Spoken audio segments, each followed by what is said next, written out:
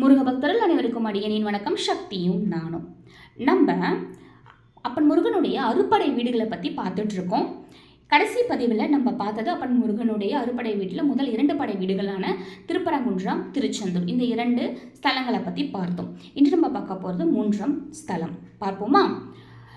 நக்கீரர் அவர்களும் அருணகிரிநாதர் அவர்களும் தன்னோட நூல்களில் அப்பன் முருகனுடைய 3ஆம் படை வீடாக குறிப்பிடுறது திருவாவினன்குடி அப்படிங்கிற ஸ்தலம். திருவாவினன்குடி இது எங்கே அமைஞ்சிருக்குன்னா மதுரை மாவட்டத்தில் திண்டுக்கல் கோவை ரயில் பாதையில், ரயில் சாலையில் அமைஞ்சிருக்க பழனி குன்று இருக்கு இல்லையா, பழனி மலையின் அடிவாரத்தில் இந்த திருவாவினன்குடி அப்படிங்கிறது அமைஞ்சிருக்கு.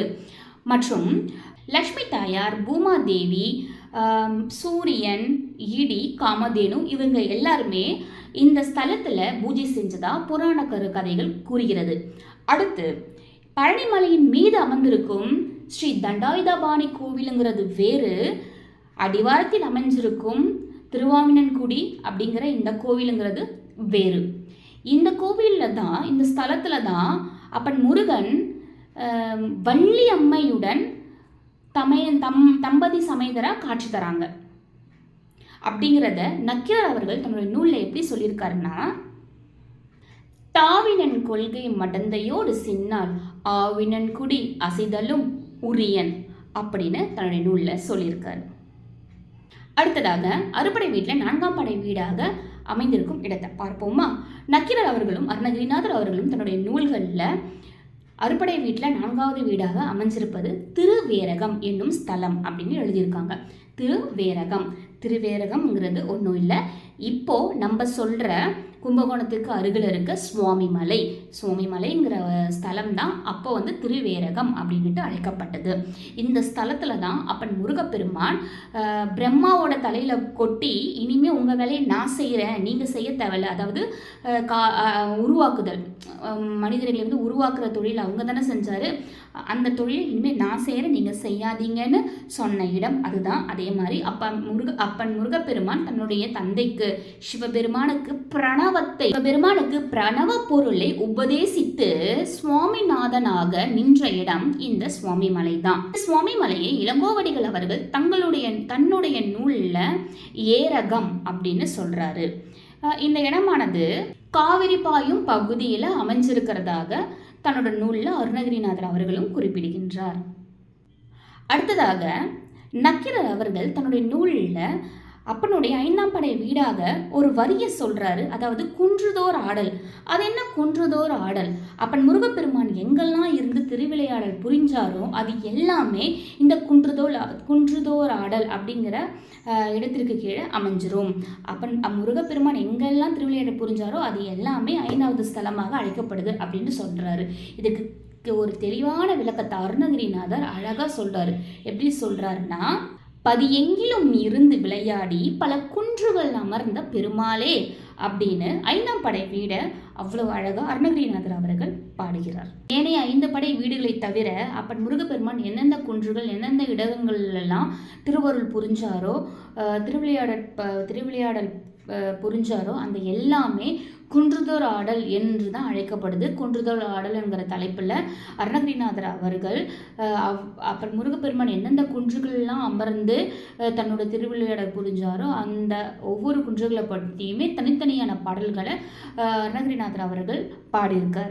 திருப்பதி, திருத்தணி, திருச்செங்குன்று, வள்ளிமலை, கண்டிக கதிர்காமம் போன்ற குன்றுகளை பற்றிலாம் இந்த இடத்துலலாம் அப்பன் முருகப்பெருமான் காட்சியளித்தார் அப்படிங்கிறத பற்றி அருணகிரிநாதர் அவர்கள் குன்றுதோர் ஆடல் அப்படிங்கிற தலைப்பில் நிறைய பாடல்கள் பாடியிருக்காங்க.